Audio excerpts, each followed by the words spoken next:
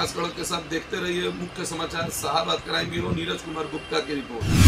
कैमूर जिला सांख्यिकीय पदाधिकारी रवि रंजन राकेश जी की आकस्मिक निधन पर समाहरणालय में शोक सभा आयोजित किया गया।